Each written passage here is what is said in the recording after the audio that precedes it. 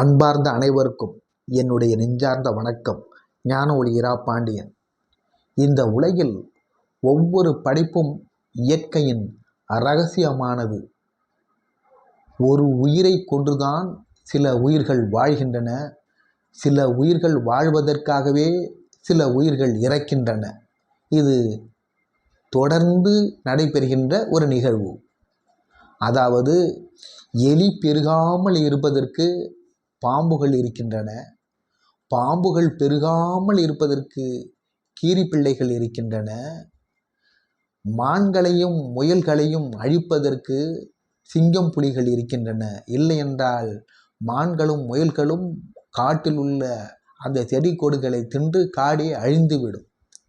இது இயற்கையின் இரகசியம்.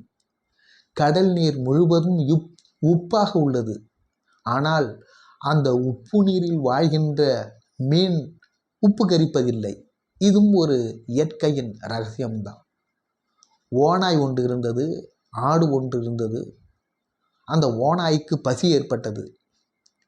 ஏதேனும் உணவாக உட்கொள்ள வேண்டும் என்று அங்கே இங்கேயும் அலைந்து திரிந்தபோது ஆடு ஒன்று மாட்டியது. உடனே ஓநாய் திடீரென்று அந்த ஆட்டின் மீது பாய்ந்தது. அந்த ஆடு கத்தியது, கதறியது. உடனே ஆடு சொன்னதாம், ஓநாயே, என்னை தின்னாதே. என்னை தின்றால் உனக்கு பாவம். ஏன் தெரியுமா? என் குட்டிகளுக்கு பால் கொடுப்பதற்காக நான் சென்று கொண்டிருக்கிறேன். என்னை விட்டுவிடு என்று கெஞ்சியதாம். அதற்கு ஓனான் சொன்னதாம், அந்த ஓனாய், இல்லை இல்லை, என் குட்டிகள் பசியால் துடிக்கின்றன. என் குட்டிகளுக்கு உணவாக உண்ண வைப்பதற்கு உன்னை நான் பலியாக்க வேண்டும். உன்னை பலியாக்கவில்லை என்றால் என் குட்டி பசியால் வாடிவிடும் என்று ஓநாய் பதில் சொன்னதாம். உடனே ஓநாய் சற்று இரக்கமும் கொண்டதாம். சரி, நீ சொல்கிறாய், நான் உன்னை விட்டு விடுகிறேன். ஆனால் நியாயமான ஒரு நல்ல கருத்தை நீ சொல்லு. நியாயமான அனைவரும் ஒத்துக்கொள்ளக்கூடிய ஒரு நல்ல கருத்தை நீ சொன்னால் நான் உன்னை கொல்லாமல் விட்டு விடுகிறேன் என்று உறுதி கொண்டதாம். அந்த ஆடு ஒரு கருத்து சொன்னது. அது என்ன கருத்து தெரியுமா? ஓநாயே, நான் யாரையாவது கொல்கிறேனா? நான் எந்த உயிரையாவது கொண்டு தின்றிருக்கிறேனா? நீ பார்த்திருக்கிறேயா? நான் எந்த உயிரையும் கொல்லாத இருக்கின்ற போது நீ மட்டும் ஏன் என்ன கொள்கிறாய் என்று கேள்வி கேட்டது.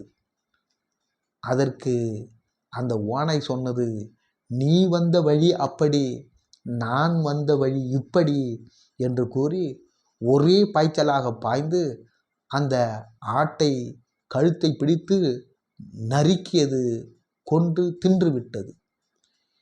இது யார் செய்தது நியாயம்? ஓனான் ஆட்டை கொண்டு தின்றது நியாயமா? இல்லை ஆடு சொன்ன அந்த கருத்து நியாயமா? நீங்களே யோசித்து பாருங்கள்.